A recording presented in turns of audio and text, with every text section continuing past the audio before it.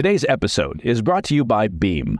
Transform your sleep with Beam's Dream. It's the secret, as you know, behind 15 million nights of improved sleep, and that's a whole lot of improved sleep. Fall asleep faster, stay asleep longer, and wake up refreshed. It's the holy grail. It's what you're looking for. Get up to 40% off at shopbeam.com/PDB and use the code PDB.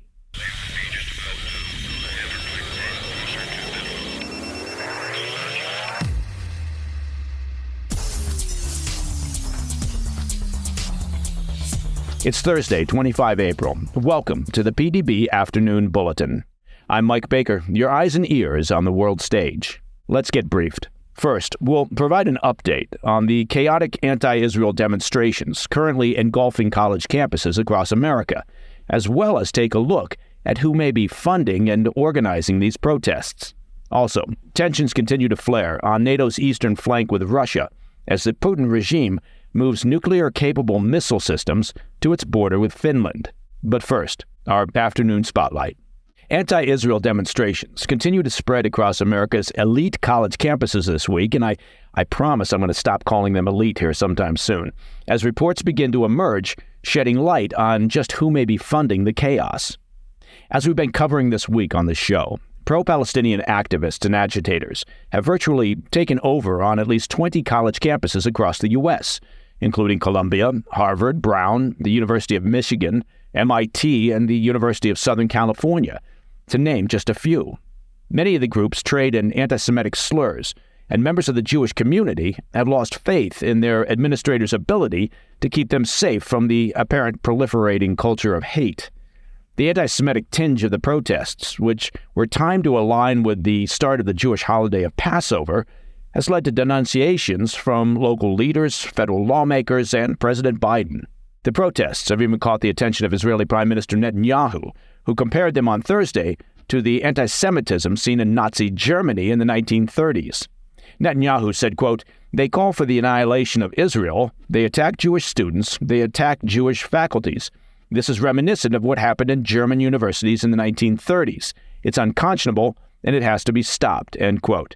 As we discussed earlier this week, Columbia became a focal point for pro-Palestinian groups after more than 100 students were arrested last Thursday for setting up an unauthorized encampment. The event seems to have inspired groups throughout the country to take up the cause, because, as you know, nothing inspires a pack of gormless young people to take up a cause like anti-Semitism. And when you combine it with the opportunity to set up an illegal encampment, well, that's certainly more exciting than going to class and learning something. As of Wednesday, officials at Columbia University said they'd reached a tentative agreement with the student protesters to take down most of their tents. However, the protest will reportedly continue. Elsewhere, tensions have only been escalating. Officials shut down the campus and police arrested 93 protesters at the University of Southern California Thursday morning, and they were reportedly pushing back against police and engaging in vandalism. More than 100 pro-Palestinian protesters were arrested Wednesday evening at Emerson College after protests got out of hand.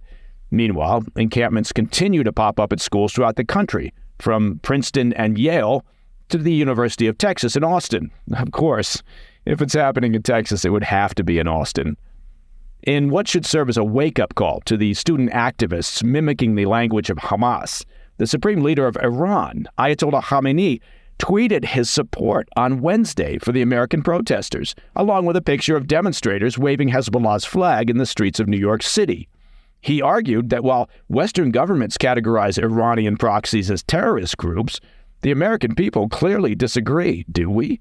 This is the kind of propaganda win that most despots only dream of receiving from their adversaries. And you know what? Here's a pro tip.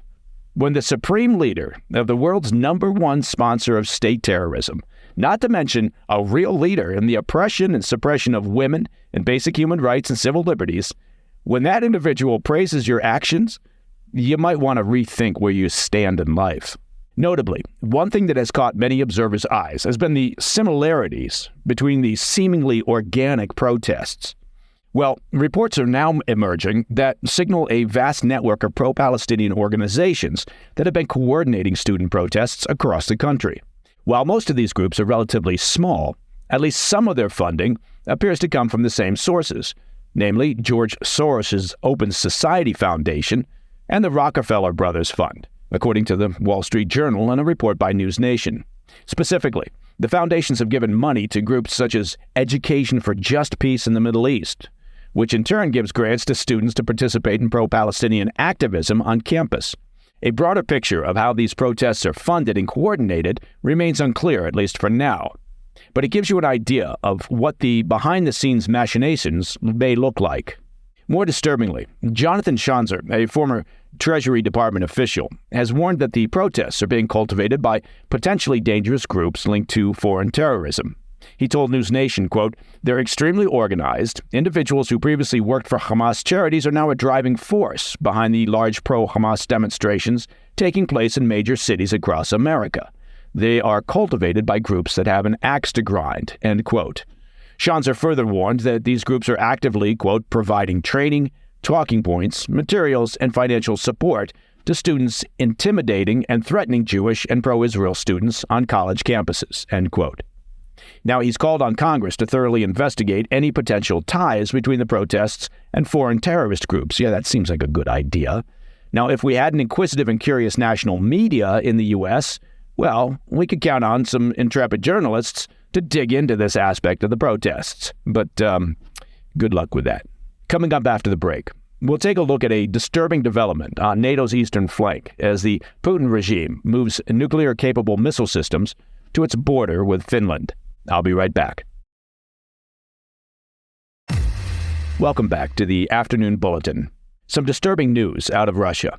Moscow has decided to further militarize its border with Finland, moving nuclear-capable missile systems to within a few miles of the newly installed NATO nation. According to reports from the Kremlin-friendly newspaper Izvestia, Moscow has deployed a brigade of Iskander-M missile launchers to the newly formed Leningrad military district right on the Finnish border. Capable of striking targets up to 500 kilometers away, the missiles are built to carry either conventional or nuclear warheads. They're fast and accurate, reaching speeds of 7 times the speed of sound. Each missile is able to strike targets with accuracy, reportedly within around 100 feet. Most recently, these missiles have been effectively used to damage and destroy Ukrainian infrastructure. The newspaper report quoted an ex-commander of Russia's Baltic Fleet, who said the decision to deploy the missiles was a direct result of Finland's accession to NATO back in April of last year. While the prospect of these missiles on the Finnish border might appear frightening at first glance, which of course is Moscow's goal, it's also being met with some derision because tactically, it doesn't appear to make much sense.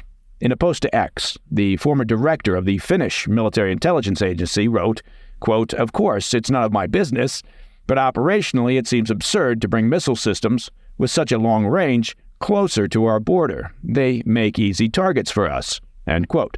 Now, Finland's 830-mile border with Russia has become a point of contention since the start of the Ukraine war, and the move is part of an ongoing campaign by Russia to destabilize its neighbor.